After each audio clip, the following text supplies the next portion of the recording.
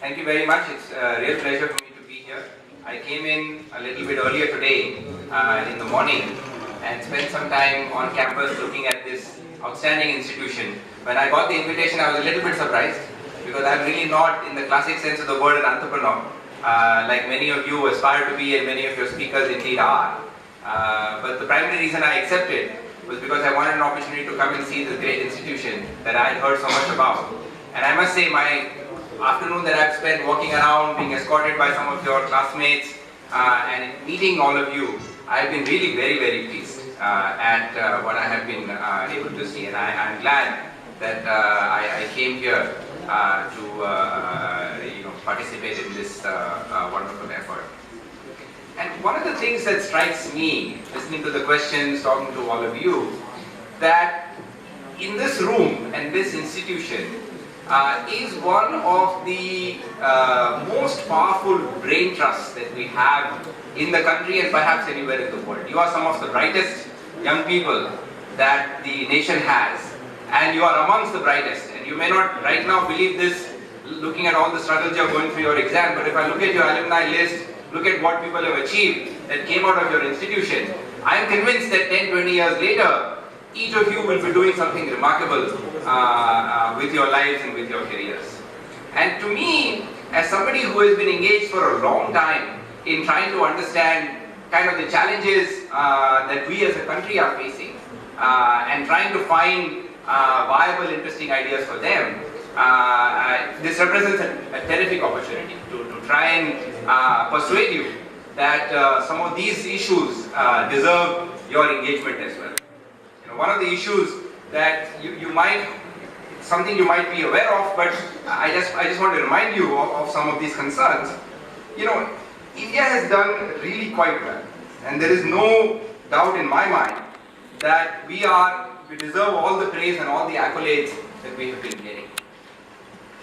But the reality is, we are amongst the poorest countries in the world. Just to give you some sense of what the scale of that problem is. We don't often register it, right? If I look at, there is a number, $1.25 a day, people talk about it as a number, and is using purchasing power parity dollars, so don't multiply straight away by 50. 15 is the right number. You find about 33% of our population falls below that number. A lot of people say that's not an adequate number. We should use, and the World Bank defines $2 a day as a number. 70% of our population falls below that number. Right? But these are all benchmarks meant for poor countries. If you were to say, what does it mean on a worldwide basis to be poor? Let's take, what does it mean to be poor in America? Right? $10 a day. That's roughly the poverty cutoff line in America. I take half that number. I take $5 a day. Right? 96% of our population falls below the poverty line.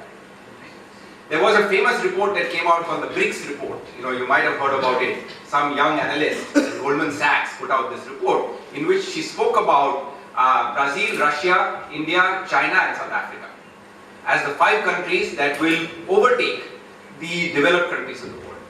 What she meant was we would overtake them in absolute size, not per capita income. By 2050, we may become one of the richest countries in the world, but on a per capita basis, remain one of the poorest countries in the world. And the problem doesn't quite stop there. One is the income problem, right? And there is a sense we have that we are making progress. Our per capita income is now crossed. So when you cross $1,000 per capita, you become a middle income country. Right? So people say we're not a middle income country. Roughly, we are heading towards now $1,500 per capita is the number that we would talk about. But this came as a shock to me, that if I look at the question of how many children within the first year or within the first 5 years achieve the height that they're supposed to get or the weight they're supposed to get on average, we are well below sub-Saharan Africa. Those are poorer countries than ours, right? But we are doing less well relative to those issues. And I'm not going to spend time on a health lesson as to why that is so. But there are multiple issues that are surrounding this. All I'm saying is that we have a really big problem ahead of us. It's not a problem that, when I see, for example, a fancy iPhone that people have got. I have a friend of mine who works inside some group within Silicon Valley, in which they debate what are the new problems they're going to work on. Every single time I get an email from him, I tell him, why don't you work on some of my problems? Why don't you work on some of the issues that we have here, right? Because we have got really big issues. And if anything of the scale of an iPhone can be produced to try and solve some of the problems we are facing, right, it could make an enormous impact on several hundred million people. Right? Just to give you a sense of our size, right? When I say 69% of the people fall below $2 a day, it's 840 million people. Right? By comparison, 250 million is the population of all of America. Right? So this is a huge number of people we're talking about. Now, the question is, big problems, big issues, you might say, what can we do? We are sitting here, we can start a little business of ours. We can, at most what we can think about is our little patch of land.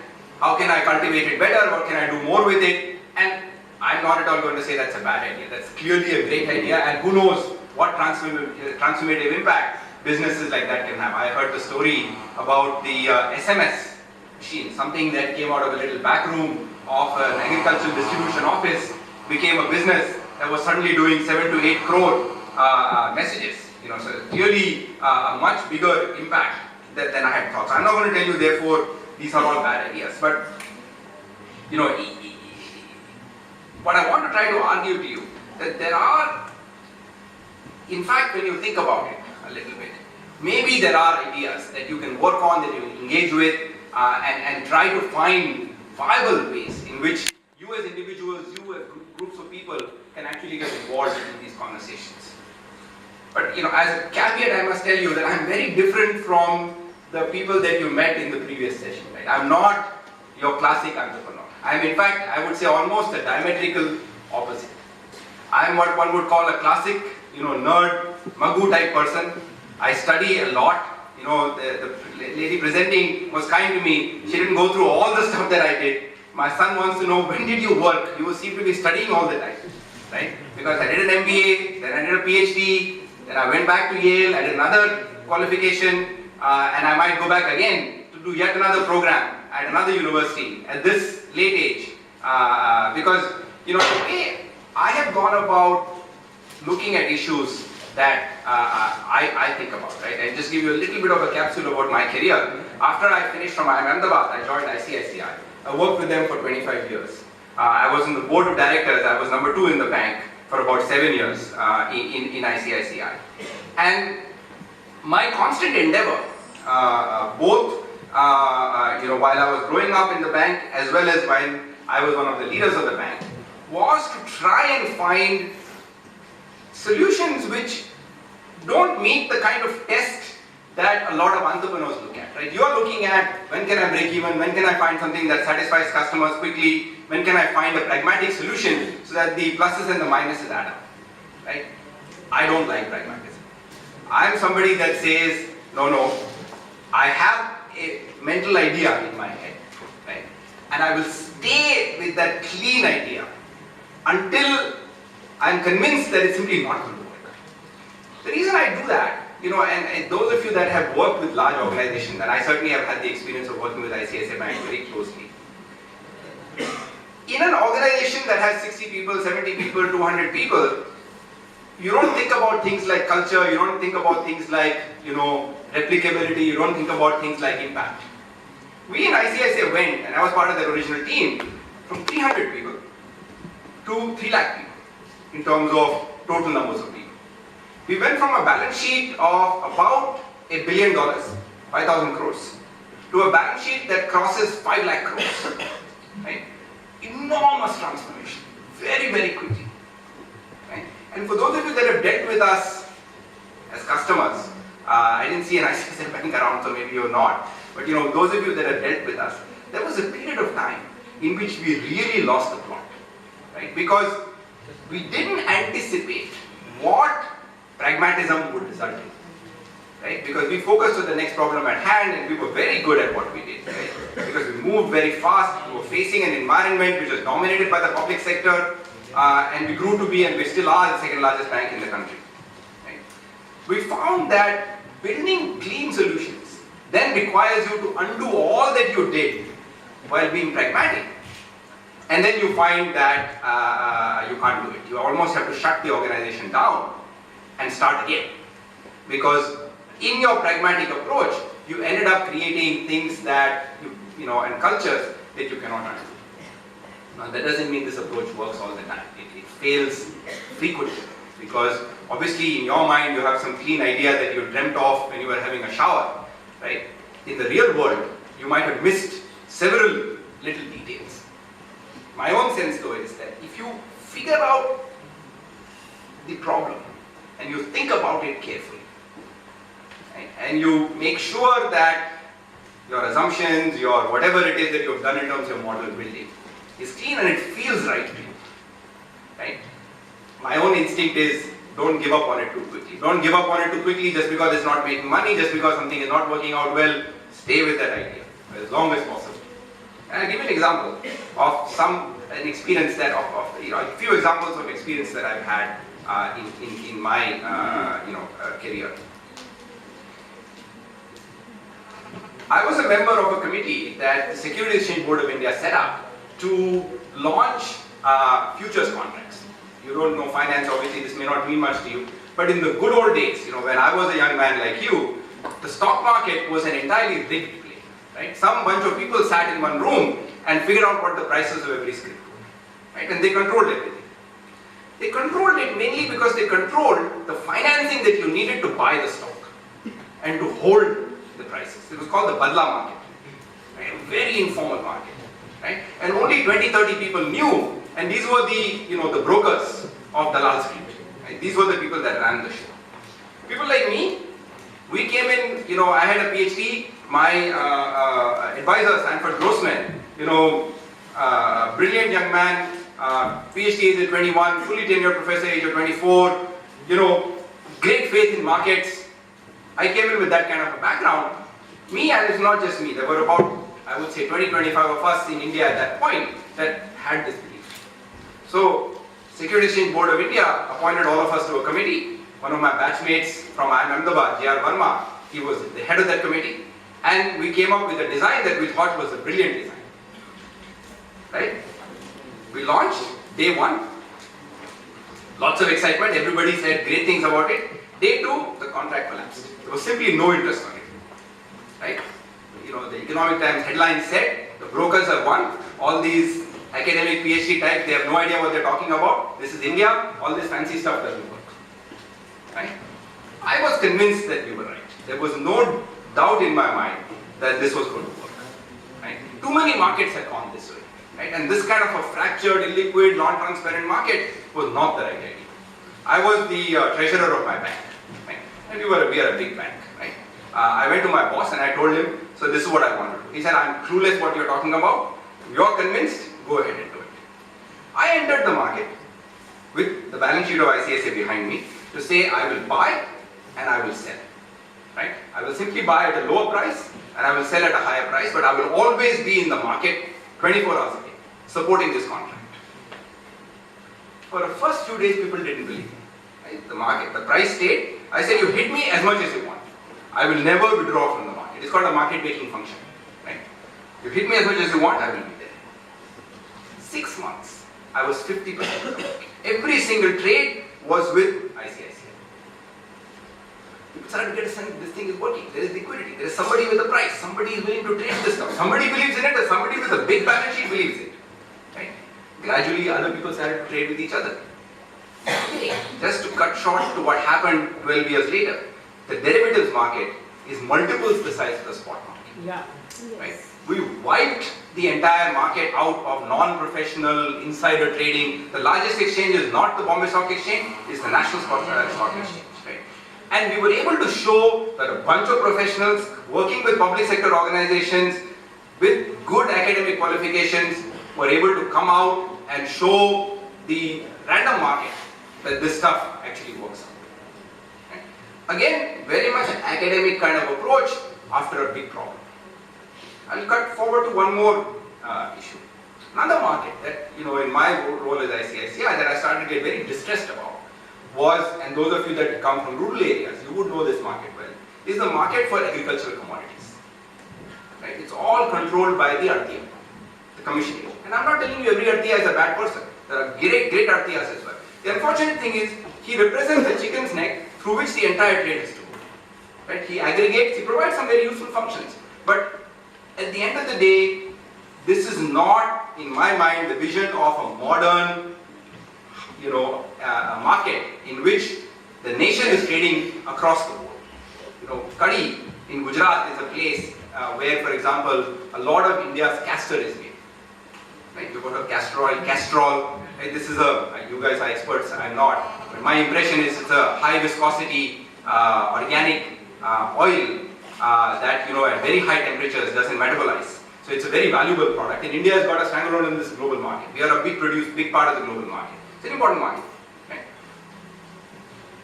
All of this trade happens through a small number of commission agents in that market. I was convinced that just as we had done this with stocks, we could do this with commodities. Right? The government announced that they would be willing to give licenses to set up commodity exchanges. Right? Commodity futures exchanges.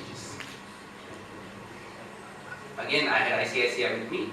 We applied to this. The person who was running my agricultural business for me, I told him, sir, why don't you go and run this business? You know this market very well. I got a good board of play. And we had put in a small amount of money to jumpstart this business. The belief we had was, as they say in Hindi, neki kar darya mein dal.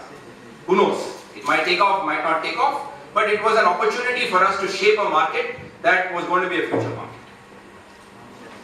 But often you get lucky, or as was said earlier, you keep dealing with failure. I'm just giving you the successes. I don't have the patience to give you all the things that didn't work out. But you keep staying with it. Eventually you find if you refuse to give up, ideas come. We expected in 2012, last year, this exchange would break even. It would somehow make enough money to make it work. Within a year of starting, we went to 10,000 crores of trading per day. Within a year, right? Because we had discovered a real gap in the market. Right? And an investment that we had made of X amount, right? We sold for a 40 times multiple in the market. Right? To me, that was not the exciting thing. That was a by the way, and that actually benefited the ICICI balance sheet. I didn't get any part of it. Right? But the big opportunity of trying to take a problem and solving it. Right? And I can go on and on giving you, I have 3 or 4 organizations like this. Now, the one thing that may interest you a little bit, because again it was something kind of similar. In banking, for those of you that have done banking, and you opened accounts, you've gone there, it's a nightmarish process. You go there, you have to produce this document, you produce that document, they say, no, this is not right, that is not right, some photograph has to come, this has to come, that has to come. Now, if that is a problem you're facing, think of a poor person, right, who is a migrant from some remote place, right? Look at the problem he will face. Now, until 9/11 happened, those of you that know 9/11, the World Trade Center, attack that happened in the US, poor people were treated with a somewhat of a easy hand in India. You could do banking with a poor person without having to worry about it. But post 9/11, the international banks insisted that if any bank wants to trade in the international markets, they must be fully compliant with what is known as Know Your Customer, KYC norms. Right? Which meant very poor people also had to be subjected to the same standard as anybody else. Right? Me and a few colleagues of mine, we felt that this is not going to be a non-starter because the cost of doing that documentation was sometimes above the loan, the entire loan that the person wanted. Right? It was not simply a matter of cost as on top of the loan. So we started with the belief, and we had looked at what FBI is doing, what others are doing. We started with the belief that the thumbprint is a far more reliable indicator than a lot of the other processes might be. So you do this documentation once, right, with whatever hard work is needed, put a thumbprint on the person and let him then transact with you again and again in multiple locations. So we created a company called FINO, F-I-N-O is the company. Today it is the largest digital payments company in the country. 50 million accounts we have. For those of you that are familiar with Rashtriya Swasthya Bima Yojana, which is the government scheme to offer insurance to people, the backbone of technology that identifies customers comes from FINO.